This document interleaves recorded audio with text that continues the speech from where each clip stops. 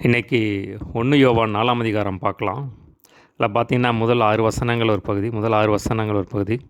நான் 2ஆம் வசனத்தை தலைப்பாக போட்டு வச்சுக்கோங்க. தேவ ஆவியை நீங்கள் எதனால் அறியலாம் என்றால் அதான் தலைப்பு. சரிங்களா? முதல் வசனம், பிரியமானவர்களே, உலகத்தில் அநேக கள்ளத்தீர்க்கதரிசிகள் தோன்றி இருப்பதினால் நீங்கள் எல்லா ஆவிகளையும் நம்பாமல் அந்த ஆவிகள் தேவனால் உண்டானவைகளோ என்று சோதித்தறியுங்கள். அந்த சொல்லும்போது சொல்கிறாரு, இன்றைக்கி நிறையா அந்தி கிறிஸ்துவின் ஆவி கிரியை செய்கிறது, கள்ள ஊழியர்கள் எழும்பியிருக்காங்க, அது எப்படி அறியலாம் அப்படின்னு சொல்லி இந்த இடத்துல சொல்கிறார். உலகத்தில் அநேக கள்ள தீர்க்கதரிசிகள் தோன்றி இருப்பதினால் எல்லா ஆவிகளையும் நீங்கள் நம்பாமல் அந்த ஆவிகள் தேவனால் உண்டானவைகளோ என்று சோதித்தறியுங்கள் அப்படின்னு சொல்லி சொல்கிறார். ஸோ மற்ற 7ஆம் அதிகாரத்தில் பார்க்குறோம். இப்போ கள்ள தீர்க்கதரிசிகளை எப்படி அறிவிங்க அப்படின்னா அவருடைய கனிகளால் அறிவிங்க அப்படின்னு சொல்லி நம்ம பார்க்குறோம். அப்போ அந்த கனிகளை வச்சு அப்போ நல்ல மரம் நல்ல கனிகளை கொடுக்கும், நல்ல மரம் கெட்ட கனிகளை கொடுக்க மாட்டாது. கனிகளால் நீங்கள் அறிவிங்க. ஆட்டுத்தோலை, அதாவது ஆட்டுத்தோலை பொறுத்து கொண்டு ஓனாய் மாதிரி உள்ளே வருவாங்க அப்படின்னு சொல்லி சொல்கிறார். அதனால் நீங்கள் பார்த்தா கனியினால் அவங்கள கள்ளத்தீர்க்கதரிசியில் அறிந்து கொள்ளலாம் அப்படின்னு சொல்லி சொல்கிறார். 2ஆம் வசனம் பாருங்கள், தேவாவியை நீங்கள் எதனால் அறியலாம் என்றால் மாம்சத்தில் வந்த இயேசு கிறிஸ்துவை அறிக்கை பண்ணுகிற எந்த ஆவியும் தேவனால் உண்டாயிருக்கிறது. மாம்சத்தில் வந்த இயேசு கிறிஸ்துவை அறிக்கை பண்ணாத எந்த ஆவியும் தேவனால் உண்டானதல்ல. வருமென்று நீங்கள் கேள்விப்பட்ட அந்தி கிறிஸ்துவனுடைய ஆவி அது இப்பொழுதும் உலகத்தில் இருக்கிறது. ஸோ சொல்கிறார், முக்கியமான ஒரு அடையாளத்தை இந்த இடத்துல சொல்கிறாரு. மாம்சத்தில் இயேசு கிறிஸ்துவை அறிக்கை பண்ணுகிற ஆவி தான் தேவனால் உண்டாயிருக்கிறது. மற்றதெல்லாம் கள்ள ஆவி, வஞ்சக ஆவி அப்படின்னு சொல்லி சொல்கிறார். இப்போ பார்த்தீங்கன்னா இயேசு கிறிஸ்து தான் மாம்சத்தில் இயேசு கிறிஸ்து அப்படின்னா இயேசு கிறிஸ்து தான் மேசியா, இயேசு கிறிஸ்து தான் தேவனுடைய குமாரன், அவர் தான் உலக இரட்சகர்.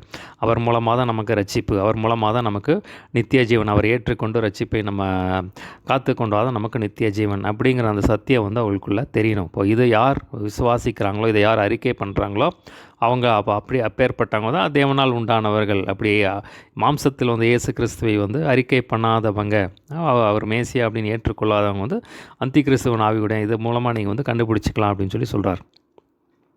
இன்றைக்கி பார்த்திங்கன்னா நிறைய பேர் அப்படி இருக்காங்க. யெகோவா தேவன், இன்னும் பார்த்திங்கன்னா அந்த இயேசு கிறிஸ்து தான் மேசியா அப்படிங்கிறத அவங்க ஒத்துக்க மாட்டாங்க. இயேசு கிறிஸ்து யாருன்னா ஒரு தச்சனுடைய குமாரன் அப்படின்னு தான் நிறைய பேர் வச்சுருக்காங்க. அவர் மேசியா கிடையாது, இனிமேல் தான் மேசியா வருவார்னு சொல்லி அப்படின்னு சொல்லுகிற ஒரு கூட்டம் உண்டு.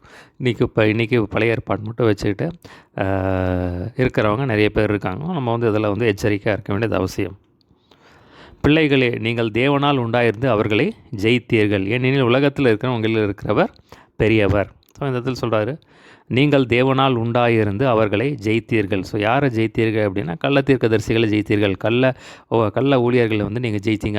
அவங்க கொண்டு வருகிற கள்ள உபதேசத்தில் நீங்கள் ஜெயிச்சிட்டிங்க அப்படின்னு சொல்லி சொல்கிறார். ஏன்னா உலகத்தில் உங்களுக்கு இருக்கிறவர் பெரியவர். ஸோ நமக்குள்ளே இருக்கிற யார் அப்படின்னா தேவன் இருக்கார், பிதாவானவர் இருக்கிறார், இயேசு கிறிஸ்து இருக்கிறார், பரிசுத்தாவினர் இருக்கார். அவர் காட்டி கொடுப்பார். சரிங்களா?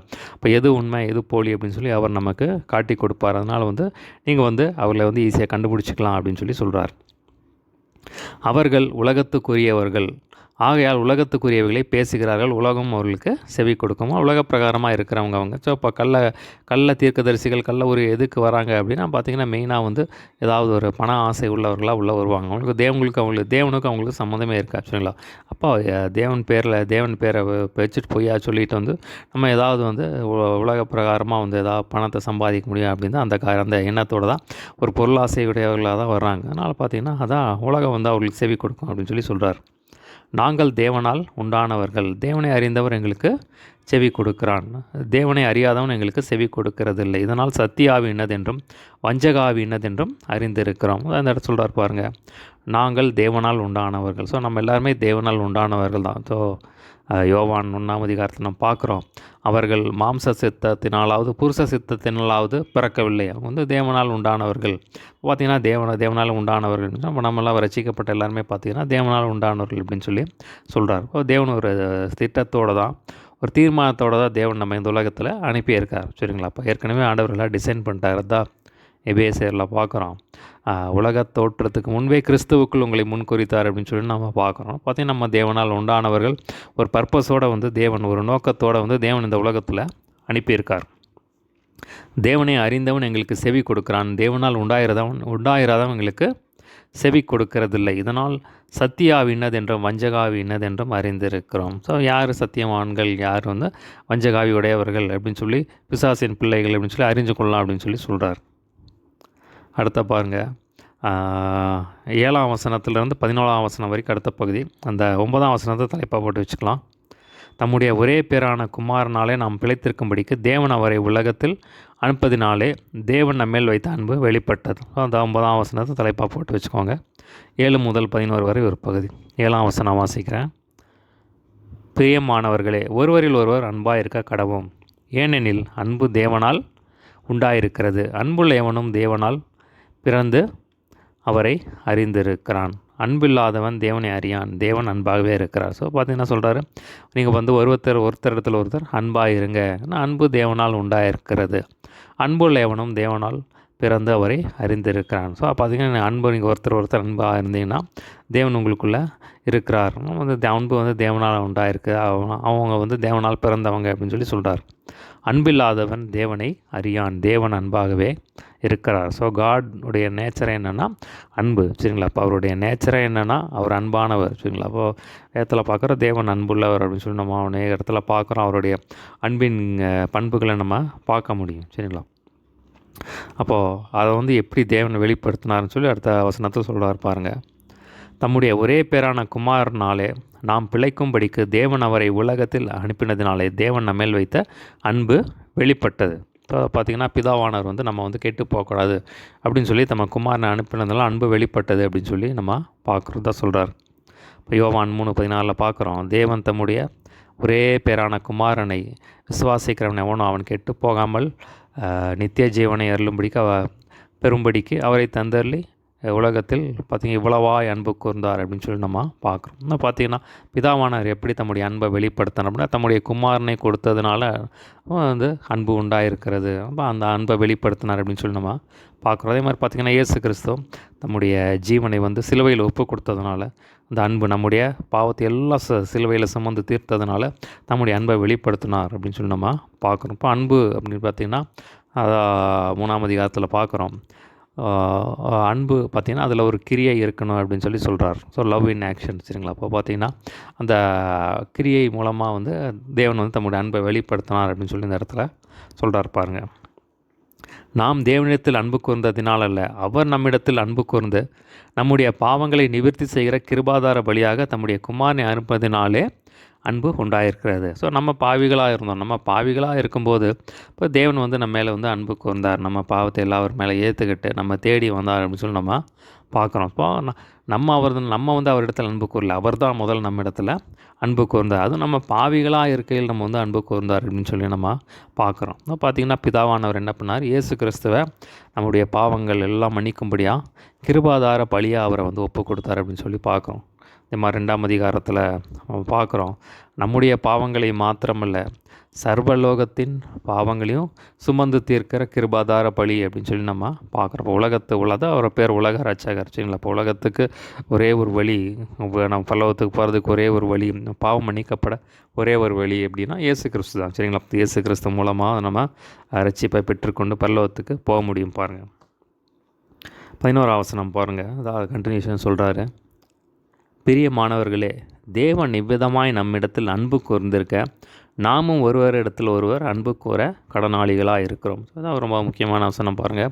இப்போ பார்த்திங்கன்னா இயேசு கிறிஸ்து பிதாவானவர் எப்படி அன்பு கூர்ந்தார், தம்முடைய குமாரனை கொடுத்ததனால் அன்பு கூர்ந்தார்.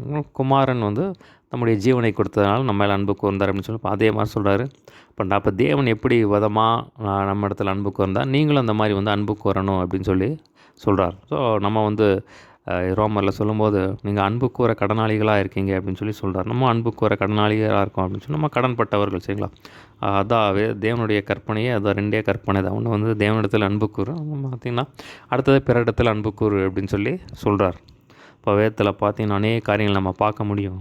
இப்போ யோசேப்பு பார்த்திங்கன்னா இப்போ சகோதரர்கள் எல்லாம் பார்த்திங்கன்னா தூக்கி குழியில் போட்டாங்க. அவருடைய ரொம்ப பொறாமை கொண்டு தூக்கி குழியில் போட்டாங்க, சாகடிக்கணும்னு நினச்சாங்க. ஆனால் பார்த்திங்கன்னா தேவனை காப்பாற்றி கொண்டு வராரு. நிறையா தீமைகளை செஞ்சாங்க. பார்த்திங்கன்னா ரொம்ப பாடுபட்டார், கஷ்டப்பட்டார். வேதத்தில் பார்க்குறோம். அவருடைய யோசேப்பை சொல்லும்போது சொல்கிறாரு, அவனுடைய கால்களை வந்து விலங்கு போட்டு ஒடுக்கினார்கள் அப்படின்னு சொன்னப்போ ரொம்ப ஜெயிலில் போய் ரொம்ப கஷ்டப்பட்டார். அப்போ காலத்து தேவன் உயர்த்தினார். பார்த்தீங்கன்னா கடைசியாக சகோதரர் பஞ்சம் வந்ததுனால வந்து எல்லாம் வந்து எகிப்துக்கு வர்றாங்க.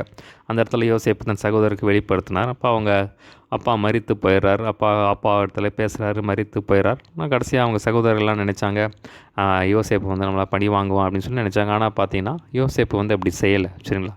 அதெல்லாம் வந்து மறந்துட்டு நான் உங்களை பராமரிக்கிறேன் அப்படின்னு சொல்லி தன் சகோதரர் வந்து அன்பாக நேச்சிட்டாப்பா. நினச்சா என்ன வேணால் பண்ணிருக்கலாம், தூக்கி எல்லாத்தையும் ஜெயிலில் போட்டிருக்கலாம். அப்படி செய்யலை அவர். சரிங்களா? பழசெல்லாம் மறந்துட்டார். சரிங்களா? பாவம் அவன் அன்பு கூர்ந்ததை நம்ம பார்க்குறோம். சரிங்களா? அவனுடைய குடும்பத்தாரையே வந்து அவர் அரவணைச்சு யோசேப்பு பழசெல்லாம் மறந்து தன் தகப்பனையும் சகோதரர்கள் எல்லாரையும் வந்து பராமரித்து கடைசி காலத்தில் பாதுகாட்டார். அவங்க பிள்ளைகள் எல்லாம் வந்து அரவணைச்சு அவர்களை உட்காந்து பொறுப்பெடுத்து அவர்கள் பாதுகாத்து கொண்டார் அப்படின்னு சொல்லி நம்ம பார்க்குறோம். பாருங்கள், இது ஒரு அன்பின் வெளிப்பாடு. பாருங்கள், இது மாதிரி பார்த்திங்கன்னா நம்மால் என்ன முடியுமோ அதை வந்து நம்ம மற்றவர்களுக்கு செய்ய கடமைப்பட்டுக்கலாம். நான் அந்த ஏதோ ஒரு விசேஷ கிருபைகளை கொடுத்துருக்கலாம். என்ன கொடுத்துருந்தாலும் சரி, ஒரு பணம் கொடுத்துருந்தால் நம்ம மற்றவங்களுக்கு பணத்தின் மூலமாக மற்றவர்களுக்கு உதவி செய்யலாம். இல்லை நமக்கு ஏதாவது சில கிருபைகளை கொடுத்துருக்கலாம், தாளந்துகளை கொடுத்துருக்கலாம். அதை வந்து மற்றவர்களுக்கு நம்ம காண்பிக்கும் போது நம்ம அன்பை நம்ம வெளிப்படுத்தணும். நம்மளால் என்ன முடியுமோ அது கண்டிப்பாக நம்ம வந்து செய்ய கடமைப்பட்டிருக்கிறோம். பாருங்கள், அடுத்த பார்த்திங்கன்னா வேதத்தில் பவுலை குறித்து பார்க்குறோம். பவுல் பற்றி சொல்லவே வேண்டாம். சரிங்களா? பார்த்திங்கன்னா அவருடைய சபை மக்களுக்கு அவர் செஞ்சது வந்து என்னன்னு சொல்லி சொல்ல முடியாது. ஒரு தகப்பனை போல் வந்து அவங்களுக்காக வந்து சம்பாதிச்சார், அவங்களுக்காக வந்து ஜெபம் பண்ணார். அதாவது ஒரு தகப்பனை போல் எப்படி ஒரு தகப்பன் வந்து தன் பிள்ளைகளுக்கு பிரயாசப்படுற அந்த மாதிரியாக வந்து ஒவ்வொரு ஆத்மாவுக்கும் வந்து அவர் அவ்வளவா வந்து பிரயாசப்பட்டார், தம்முடைய அன்பை வெளிப்படுத்தினான்னு சொல்லி நம்ம பார்க்குறோம். மற்றவர்களுக்காக வந்து இவர் போய் சம்பாதிச்சதை நம்ம பார்க்குறோம். மற்றவர்களுக்காக வந்து திறப்பில் நின்றதை நம்ம பார்க்குறோம். அவர் சொல்லும்போது சொல்கிறாரு, ஒருவன் இடறினால் என் மனம் எரியாதிருக்குமோ அப்படின்னு சொல்லி சொல்கிறார். அவ்வளவா நேச்சர். அதை சொல்கிறார், எனக்கு பிரியமானவர்களே, என் கிரீடமானவர்களே, என் வாஞ்சையானவர்களே, எனக்கு எல்லாமே நீங்கள் தான் அப்படின்னு சொல்லி சொல்கிறார். என் உயிரே நீங்கள் தான் அப்படின்னு சொல்லி பல இடத்துல சொல்கிறத நம்ம பார்க்குறோம். எவ்வளவா ஒரு அவங்களுக்காக பிரயாசப்பட்டதை நம்ம வேதம் ஃபுல்லாக நம்ம பார்க்க முடியும். பாருங்கள், அதே மாதிரி பார்த்திங்கன்னா ஸ்தேவான் பாருங்கள், அப்போஸ்தலர் 7ஆம் அதிகாரத்தில் நம்ம பார்க்க முடியும். ஸ்தேவானை பார்த்திங்கன்னா கல்லெறிஞ்சாங்க. ஆனால் பார்த்திங்கன்னா அவர் வந்து கல்லெறியும் போதும் அவங்க மேலே வந்து அவருக்கு அன்பு தான் இருந்துச்சு. அந்த கல்லெறிந்தவங்க மேலே வந்து ஒரு அன்பு தான் இருந்துச்சு. இப்போ தேவனுடைய அன்பில் அவர் நிரப்பப்பட்டிருந்தார். சரிங்களா? இப்போ பார்த்திங்கன்னா அப்பவும் சொல்கிறார், ஆண்டவரே அவர் மேலே அவங்க வேலை வச்ச நேச்சதுனால அவர் சொல்கிறாரு, ஆண்டவரே இந்த பாவத்தை அவங்க மேலே வந்து சுமத்தாதிருங்க அப்படின்னு சொல்லி சொல்கிறார். இப்போ இயேசு கிறிஸ்து பாருங்கள், நமக்கு பெரிய மாதிரி. சரிங்களா? தன்னை அடித்தவர்களை பார்த்து சொல்கிறாரு, இதாகவே அவர்களுக்கு மன்னியும் அப்படின்னு சொல்லி. அப்போ ஒரு அன்பு இல்லைன்னா இந்த மன்னிக்கிற சுபாவம் நமக்குள்ளே வராது. பாருங்கள். சரிங்களா? அப்போ பார்த்திங்கன்னா எல்லாம் நமக்கு மாதிரி. பாருங்கள், இப்போ நம்மளால் முடிஞ்சதை வந்து நம்மளால் வந்து அன்பு கூறணும். பாருங்கள், இதான் நம்ம ஒரு நாளும் ஜெபிக்கணும். நான் இன்றைக்கி ஜெபிக்கிறது தான், ஆண்டவரே உங்கள் அன்பிலான நிரப்புங்க, என்னை ஒரு அன்பின் மனிதனாக மாற்றுங்க அப்படின்னு சொல்லி இன்றைக்கும் நான் வந்து ஜெபிக்கிறது வந்து. பாருங்கள், இது ரொம்ப ஒரு முக்கியமான ஒரு காரியம். சரிங்களா? பவுல் சொல்லும்போது சொல்கிறாரு, கிறிஸ்துவனுடைய அன்பு என்னை நெருக்கி ஏவுகிறது அப்படின்னு சொல்லி சொல்கிறார். சரிங்களா? இப்போ அன்பை பற்றி நிறையா பேசலாம். ஆனால் பார்த்திங்கன்னா நம்ம எந்தளவுக்கு ஆக்ஷனில் இருக்கோம் அப்படிங்கிறது ரொம்ப ஒரு முக்கியமான காரியம். பாருங்கள், அட்லீஸ்ட் குறைஞ்சது நம்மளால் வந்து மற்றவங்களுக்காக ஜெபம் பண்ண முடியும். சரிங்களா? நம்மளால் முடிஞ்சது நம்ம வந்து மற்றவர்களுக்காக செய்ய கடமைப்பட்டிருக்கிறோம். பாருங்கள். சரிங்களா? இப்போ நம்மளால் முடிஞ்சது என்னனாலும் சரி, ஏழைகளுக்கு செய்யறதுனாலும் சரி, மற்ற விசுவாசிகளுக்கு செய்யனாலும் சரி, நம்ம முடிஞ்ச அளவுக்கு நம்ம வந்து நல்லா முடிஞ்ச காரியங்கள் வந்து நம்ம செய்யணும். பாருங்கள், அடுத்த பகுதி பாருங்கள், 12ஆம் வசனத்திலிருந்து 19ஆம் வசனம் வரைக்கும் அடுத்த பகுதி, 12 முதல் 19 அடுத்த பகுதி. இந்த 16ஆம் வசனத்தை தலைப்பாக போட்டு வச்சுக்கோங்க. 16ஆம் வசனம் பின்பகுதி, அன்பில் நிலைத்திருக்கிறவன் தேவனில் நிலைத்திருக்கிறான், தேவனும் அவனில் நிலைத்திருக்கிறார். சரிங்களா? தலைப்பாக போட்டு வச்சுக்கோங்க. பக்கத்தில் என்ன சொல்கிறார் அப்படின்னா, நீங்கள் வந்து தேவனில் நிலைத்திருங்க, தேவனுடைய அன்பில் நிலைத்திருங்க அப்படின்னு சொல்லி அந்த காரியத்தை அந்த இடத்துல சொல்கிறார். 12ஆம் வசனம் பாருங்கள், தேவனை ஒருபோதும் கண்டதில்லை. நாம் ஒருவரிடத்தில் ஒருவர் அன்பு கூர்ந்தால் தேவன் நமக்குள் நிலைத்திருக்க அவருடைய அன்பும் நமக்குள் பூர்ணப்படும். அவர் தம்முடைய ஆவியில் நமக்கு தந்தல் இருந்தாலே நாம் அவரிலும் அவர் நம்மிலும் நிலைத்திருக்கிறதை அறிந்திருக்கிறோம். சொல்கிறார் பாருங்கள், தேவனை ஒருவரும் ஒருபோதும் கண்டதில்லை. நாம் ஒருவரிடத்தில் ஒருவர் அன்பு கூர்ந்தால் தேவன் நமக்குள் நிலைத்திருக்கிற அவருடைய அன்பும் நமக்குள் பூர்ணப்படும். இப்போ நீங்கள் ஒருவரிடத்தில் ஒருவர் நிலைத்திருந்தால் தேவன் நமக்குள் நிலைத்திருக்கிறான்னு சொல்லி ஒரு காரியத்தை இந்த காரியத்தை சொல்கிறார் பாருங்கள். அவருடைய அன்பும் நமக்குள் பூரணப்படும் அப்படின்னு சொல்கிறார். இப்போ அன்பு தான் ரொம்ப பேஸ் பாருங்கள். நம்ம அப்போ அன்பு அப்படிங்கும்போது அந்த மாம்சத்தின் கிரியைகள் விட்டு வரணும் பாருங்கள். இப்போ தேவனிடத்தில் நெருங்க நெருங்க நெருங்க தேவனோட ஐக்கியம் வைக்க வைக்க தான் நமக்கு என்ன ஆகும்னா அந்த அன்பு நமக்குள்ளே பெருகும். நமக்குள்ளே இருக்கிற மாம்சத்தின் கிரியைகள் எல்லாம் வெளியே போகும் பாருங்கள். அவர் தம்முடைய ஆவியில் நமக்கு தந்தளினாலே நாம் அவரிலும் அவர் நம்மிலும் நிலைத்திருக்கிறதை அறிந்திருக்கிறோம். ஸோ அவர் நம் பரிசுத்த ஆவியானவரால் நிரப்பினதுனால அது மூலமாக தேவன் நமக்குள் நிறைத்திருக்கிறதை நம்ம அறிந்து கொள்ளலாம் அப்படின்னு சொல்கிறார். பிதாவானவர் குமாரனை உலக இரட்சகராக அனுப்பினார் என்று நாங்கள் கண்டு சாட்சியிடுகிறோம். இயேசுவானவர் தேவனுடைய குமார் என்று அறிக்கை பண்ணுகிற அவனில் தேவன் நிலைத்திருக்க அவனும் தேவனில் நிலைத்திருக்கிறான். ஸோ பிதாவானவர் குமாரனை இயேசு கிறிஸ்துவை அனுப்பினான்னு சொல்லி நாங்கள் சாட்சி எடுக்கிறோம். இப்போ இயேசுவானவர் தேவனுடைய குமாரனை அறிக்கை பண்ணுகிறவன் அவனில் தேவன் நிலைத்திருக்க அவனும் அவனில் நிலைத்திருக்கிறார். பார்த்திங்கன்னா இப்போ இயேசு கிறிஸ்து தான் உலக இரட்சகர். பிதாவானவர் இயேசு கிறிஸ்து உலக இரட்சகர் அனுப்பினார். அவர் தான் தேவனுடைய குமாரன். ஸோ அதை யார் விசுவாசிக்கிறாங்களோ அவனுக்குள்ளே பிதாவானவர் நிலைத்திருக்கிறார், இயேசு கிறிஸ்து நிலைத்திருக்கிறார், இப்போ தேவன் நிலைத்திருக்கிறார் அப்படின்னு சொல்கிறார். தேவன் நம்மேல் வைத்திருக்கிற அன்பை நாம் அறிந்து விசுவாசித்து இருக்கிறோம். தேவன் அன்பாகவே இருக்கிறார். அன்பில் நிலைத்திருக்கிறான், தேவனில் நிலைத்திருக்கிறான், தேவனும் அவனில் நிலைத்திருக்கிறார். ஸோ சொல்கிறாரு, தேவன் நம்மேல் வைத்த அன்பை நாம் அறிந்து விசுவாசித்து இருக்கிறோம். இப்போ தேவனுடைய அன்பை நம்ம ஒரு நாளும் நம்ம ருசி பார்க்குறோம் பாருங்கள். அதான் சங்கீதத்தில் பார்க்குறோம், கர்த்தர் நல்லவர் என்பதை ருசித்து பாருங்கள். தேவனுடைய அன்பை நம்ம ருசிக்க முடியும் பாருங்கள். ஒவ்வொரு செயலையும் நம்ம தேவன் இப்படியா நம்ம இதில் நம்மள இடைப்பட்டார் அப்படின்னு சொல்லி நம்ம அறிந்து உணர்ந்து கொள்ளப்பாங்க. தேவன் அன்பாகவே இருக்கிறார். அன்பில் நிலைத்திருக்கிறவன் தேவனில் நிலைத்திருக்கிறான், தேவனும் அவனில் நிலைத்திருக்கிறார். வேதத்தில் பார்க்குறோம். அப்போது அன்பில் நிலைத்திருக்கிறதுனா என்ன அப்படின்னா என்னென்னா தேவனுடைய கற்பனைகளை கைக்கொள்கிறது தான். 1 யோவான் 5:3 நம்ம வாசிக்கிறோம். நாம் தேவனுடைய கற்பனைகளை கைக்கொள்வதே அவரிடத்தில் அன்பு கூறுவதாகும். அவருடைய கற்பனைகள் பாரமானவைகள் அல்ல. அப்போது சொல்கிறாரு, இப்போ தேவனை நம்ம நேசிக்கிறோம் அப்படின்னா பார்த்திங்கன்னா நம்ம வெறும் பாட்டு பாடுறது ஜெபம் பண்ணுறது இல்லை. அது அடுத்த காரியம் சரிங்களா. அது வேணும், எல்லாமே தேவை தான். பட் ஆனால் அப்போ தேவன் எதிர்பார்க்கறது என்னென்னா நம்ம தேவனுடைய வசனத்தை கைக்கொள்ளணும் அப்படின்னு சொல்லி எதிர்பார்க்குறாரு. இப்போ உண்மையான ஒரு தகப்பனாக அவர் என்ன நம்மக்கிட்ட என்ன எதிர்பார்க்க அப்படின்னா நம்ம அவருடைய வசனத்தை கைக்கொள்ளணும். அவருடைய வசனம் எல்லா வசனத்தையும் நம்ம 100% கைக்கொள்ளணும் அப்படின்னு சொல்லி தேவன் எதிர்பார்க்குறாரு பாருங்கள். அப்போ அதுதான் அன்பில் நிறைத்திருக்குது அப்படின்னு சொல்கிறார். நம்ம வேதத்தில் யோவான் 15 பார்க்குறோம், நீங்கள் என்னிலும் என் வார்த்தை உங்களையும் நிலைத்திருந்தால் அப்படின்னு சொல்லி நம்ம பார்க்குறோம். அதை பார்த்திங்கன்னா யோவான் 15ஆம் அதிகாரத்தில் சொல்கிறாரு, என்னில் நிலைத்திருங்கள், அப்போ நானும் உங்கள் இடத்தில் நிலைத்திருப்பேன். நீங்கள் தனியாக நின்னீங்கன்னா அவங்களால கனி கொடுக்க முடியாது. அப்போ என்ன நிலைத்திருங்கன்னா நீங்கள் கனி கொடுப்பீங்க அப்படின்னு சொல்கிறார். பார்த்திங்கன்னா அதில் பார்க்குறோம், நீங்கள் என்னில் நிலைத்திருங்க, என் அன்பில் நிலைத்திருங்க, என் வார்த்தையில் நிலைத்திருங்க அப்படின்னு சொல்கிறார். இப்போது தேவன் ரொம்ப எதிர்பார்க்குறது அந்த வசனத்தை நீங்கள் கைக்கொள்ளணும். அப்போ அவருடைய வசனத்தை கைக்கொள்வதே அவரிடத்தில் அன்பு கூறுவதாகும். இப்போ அந்த வசனத்துக்கு நம்ம அதிகமாக முக்கியத்துவம் கொடுத்து இந்த மாதிரி சொல்லியிருக்காரு, நான் அவருக்கு பிரியமாக நடக்கிறானா அப்படின்னு சொல்லி இந்த வேத வசனத்தை வச்சு ஆராய்ஞ்சு பார்த்து நிற்கணும் பாருங்கள். அதில் தான் ஆண்டவர் பிரியப்படுறாரு பாருங்கள். நம்ம ஏதோ சபைக்கு போயிட்டு ஆண்டவர் பிரியப்படுவார்னு சொல்லி நம்ம தப்பு கணக்கு போட்டிருக்கோம் சரிங்களா. சபைக்கு போகிறது நல்லதா, ஜெபம் பண்ணுறது நல்லதா, எல்லாம் நல்லதான். அப்புறம் எல்லாத்துக்கும் மேலாக நம்ம தேவ வசனத்துக்கு கீழ்ப்படுகிறோமா அப்படின்னு சொல்லி நம்ம பார்க்குறோம். வேதத்தில் பார்க்குறோம், வேதத்தை கேளாதபடி தன் செவியை விளக்கிறவனுடைய ஜெபம் அருவருப்பானது அப்படின்னு சொல்லி பார்க்குறோம். நம்ம பிரசங்க சொல்லும்போது அவன் தேவாலயத்துக்கு போகும்போது உன் நடைகளை சீர்தூக்கிப்பார் அப்படின்னு சொல்லி பார்க்குறாரு. நம்ம மூடன் பலியிடுகிறது போல் நீ போய் பலியிடாது அப்படின்னு சொல்லி சும்மா சர்ச்சுக்கு போயிட்டு ஒரு காணிக்கை போட்டுட்டு வந்துட்டால் தேவன் பிரியப்படுவார் அப்படின்னு சொல்லி நினைந்து நம்ம ஏமாந்து போயிடக்கூடாது பாருங்கள் சரிங்களா. இப்போ பார்த்திங்கன்னா எதுக்காக சபைக்கு போகிறாங்க, பார்த்திங்கன்னா தேவனுடைய வார்த்தை வரணும், நமக்குள்ளே ஒரு மருவம் ஏற்படணும் பாருங்கள் சரிங்களா. அப்போ அதுதான் தேவன் விரும்புகிறார். சொல்கிறாரு, பலியிடுவதை பார்க்கிலும் நீதியும் நியாயம் செய்வதே கர்த்தருக்கு பிரியம் அப்படின்னு சொல்லி நம்ம பார்க்குறோம் சரிங்களா. அப்போ பார்த்திங்கன்னா பலிகளை பார்க்கிலும் கீழ்ப்படிதலே உத்தமம்னு சொல்லி நம்ம பார்க்குறோம். இப்போ தேவன் எதை எதிர்பார்க்குறார், நம்ம ஒரு வசனத்தை கைக்கொள்ளணும், 100% அவருடைய வசனத்தை நம்ம கைக்கொள்ளணும் அப்படின்னு சொல்லி எதிர்பார்க்குறாரு பாருங்கள். இப்போ ஒரே நாளில் முடியறதுனால கொஞ்சம் கொஞ்சமாக நம்ம ஆண்டவர்கிட்ட நெருங்கணும் பாருங்க.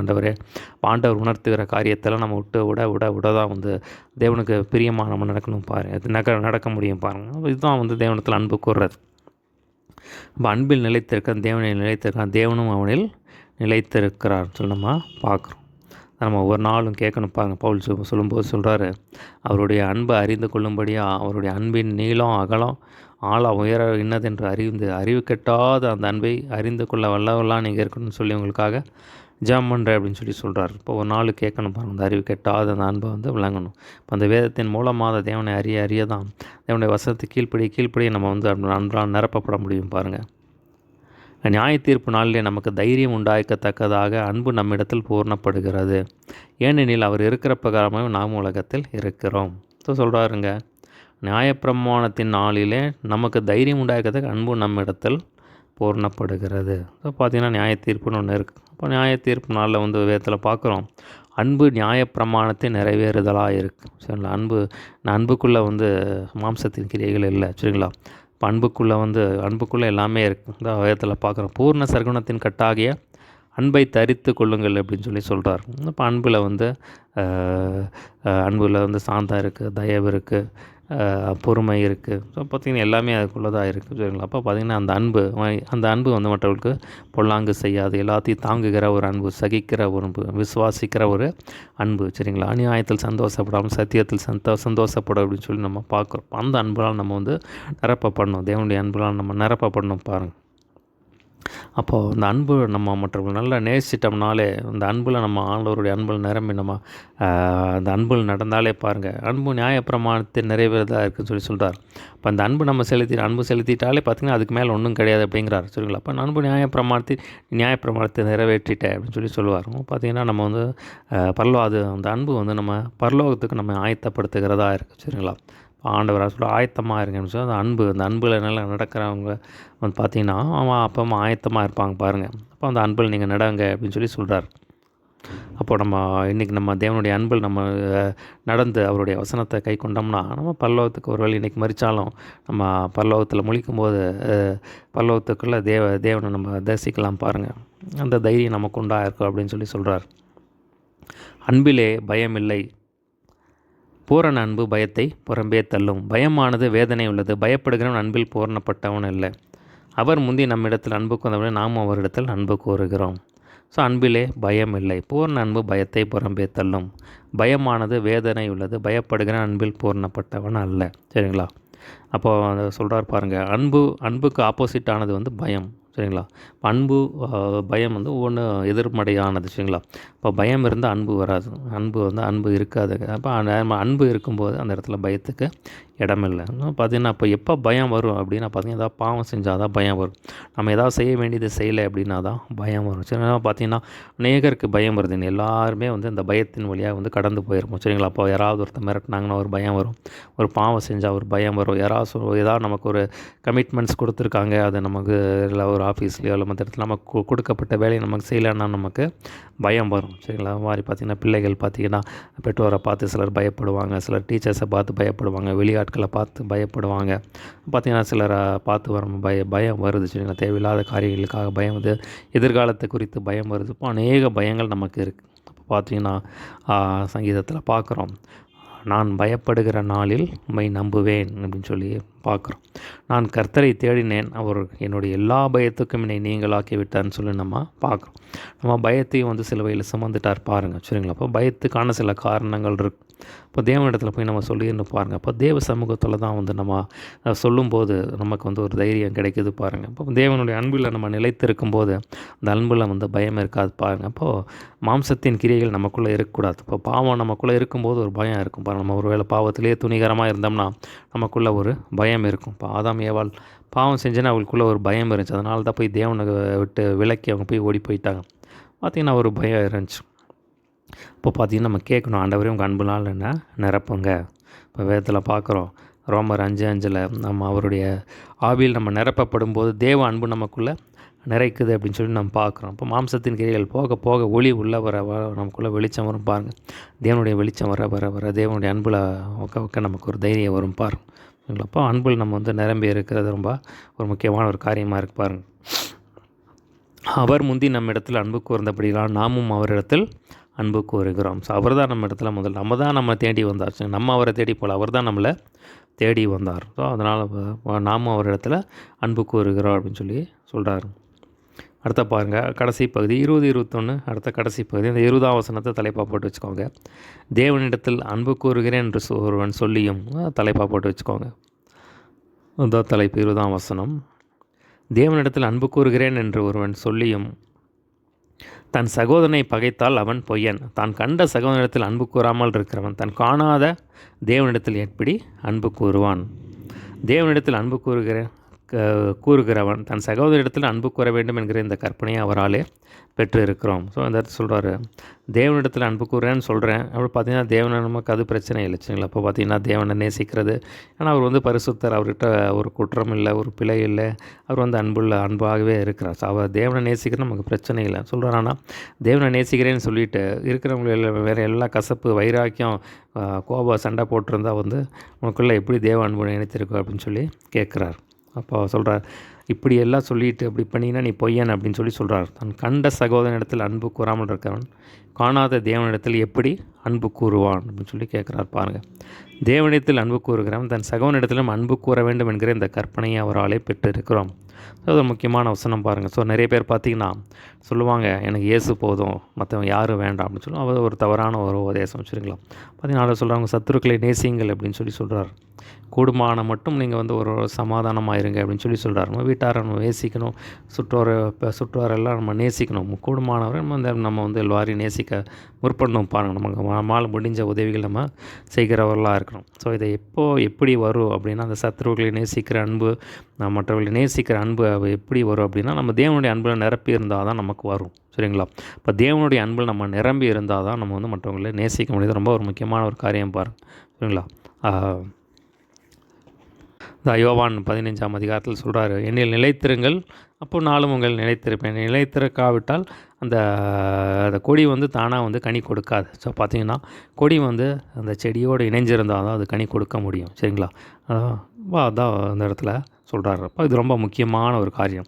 ஸோ பவுல் சொல்லும்போது சொல்கிறாரு, 2 கொரிந்தியரில் சொல்லும்போது சொல்கிறாரு, அவருடைய அன்பு என்னை நெருக்கி ஏவுகிறது சொல்லுங்கள். இதுதான் முக்கியம் பாருங்கள். அப்போது தேவனுடைய அன்பில் நம்ம நிரம்பி இருந்தோம்னா மற்றவர்களை நேசிக்கிறது சுலபம், சகோதரரை நேசிக்கிறது சுலபம், பிறரை நேசிக்கிறது சுலபம், ஏழைக்கு இறங்குறது அது சுலபமான ஒரு காரியமாக இருக்கும் பாருங்கள் சரிங்களா. அதே மாதிரி பார்த்திங்கன்னா சத்துருக்களை நேசிக்கிறது ஒரு சுலபமான காரியமாக இருக்கும் பாருங்கள். அதான் பேசியில் சொல்லும்போது சொல்கிறாரு, அவருடைய அன்பின் அகலம், நீளம், ஆழம், உயரம், அறிவு கட்டாத அந்த அன்பை அறிந்து கொள்ள வல்லவர்களாக இருங்க அப்படின்னு அப்போ தேவனுடைய அன்பில் நம்ம நிலைத்திருக்கும் போது மற்றவர்களை நேசிக்கிறது, மற்றவர்களை மன்னிக்கிறது, மற்றவர்களை அந்த தாங்குகிற அன்பை சகலத்தையும் தாங்க அந்த இதெல்லாம் நமக்குள்ளே வந்துடும் பாருங்கள். அது ரொம்ப ஒரு முக்கியமான ஒரு காரியம் பாருங்கள். இப்போ தேவனுடைய அன்பில் நம்ம நிலைத்திருக்கும் போது மற்றவர்களை எளிதாக நம்ம நேசிக்க முடியும். நம்மால் இயன்ற உதவிகள் நம்ம மற்றவர்களுக்கு செய்ய முடியும் பாருங்கள் சரிங்களா. இப்போ அதில் என்ன பார்த்தோம் அப்படின்னா, தேவ ஆவியை எதனால் அறியலாம் அப்படின்னா, மாம்சத்தில் இயேசு கிறிஸ்துவை அறிக்கை பண்ணுகிற ஆவி தேவனால் பிறந்தது. அதை அறிக்கை பண்ணாத பார்த்திங்கன்னா வஞ்சக ஆவி, அது அந்தி கிறிஸ்துவன் ஆவின்னு அந்த காரியத்தை பார்த்தோம். அடுத்த சொல்கிறார், நீங்கள் பிதாவானவர் இயேசு கிறிஸ்துவ கிருபாதார பலியாக நம்ம பாவங்களை நீக்கும்படியாக ஒப்பு கொடுத்தான்னு அந்த பார்த்தோம். அதே மாதிரி பார்த்திங்கன்னா தேவன் இந்த மாதிரி அன்பு கூர்ந்திருக்க, நாம் ஒரு இடத்துல ஒரு அன்பு கூறணும், அதுக்கு அன்புக்கு வர கடனாளியாக இருக்கும்னு அந்த காரியத்தை பார்த்தோம். ஆமார் சொல்கிறாரு, தேவன் நிலைத்திருக்கிறவன், அன்பில் நிலைத்திருக்கிறவன் தேவனில் நிலைத்திருக்கான், தேவன் அன்பாகவே இருக்கிறார் அப்படின்னு அந்த காரியத்தில் நம்ம பார்த்தோம். கடைசியாக நம்ம என்ன பார்த்தோம் அப்படின்னா, தேவனிடத்தில் அன்பு கூறுறேன்னு சொன்னால் தன் சகோதரனிடத்திலும் அன்பு கூறணும், இல்லைன்னா நம்ம பொய்யன். இப்போ தேவனிடத்தில் அன்பு கூறணும்னு சொன்னால் சகோதரனை அன்பு கூறணுங்கிற அந்த கற்பனையை நம்ம பெற்றுக்கொள்கிறோம் அப்படின்னு அந்த காரியத்தை சொல்கிறார் சரிங்களா. ஒரு சின்ன ஜாமணி முடிச்சிடலாம். எஸ்அப்பா நீர் எங்களோடு பேசின சத்தியத்துக்காய் நன்றி ஆண்டவரே. தேவனே, கள்ள ஊழியர்களுக்கும் கள்ள தீர்க்கதரிசிகளுக்கும் கர்த்தரைங்களை விலக்கி ரசித்து வஞ்சிக்கிற ஆவிகளுக்கு கர்த்தரைங்களை விலக்கி ரசித்து காத்தரல வேண்டும்படி ஜெபிக்கிறேன். அப்போ அவங்க அன்பிலால் நாங்கள் நிரம்பி இருக்க கர்த்தர் கிருபை செய்யும்படி ஜெபிக்கிறேன். நீர் எப்படி எங்களை நேசித்தீரோ அப்படியே நாங்கள் பிறரை நேசிக்க கர்த்தர் எங்களுக்கு கிருபை பாராட்ட வேண்டும்படி ஜெபிக்கிறேன் ஆண்டவரே. உங்களுடைய அன்பில் நிலைத்திருக்க, உங்களுடைய வார்த்தைகள் நிலைத்திருக்க கர்த்தர் கிருபை செய்யும்படி ஜெபிக்கிறேன் ஆண்டவரே. நம்ம இடத்துல கிட்டி சேர கிருபை செய்யுங்க. நீர் எங்கள் இடத்துல அன்பு கூர்ந்தது போல ஏசப்பா நாங்கள் இப்போ சகோதர இடத்துல அன்பு கூற கர்த்தர் கிருபை பாராட்டுங்க. சொல்லப்பட்ட வசனங்கள் 100 பெருகி பலன் கொடுக்கட்டும். அந்த நாம் மாத்திரம் மையப்படட்டும். இயேசு நாமத்தில் எல்லாவற்றும் கேட்குறோம் ஜெபம் நல்ல பிதாவே, ஆமென்.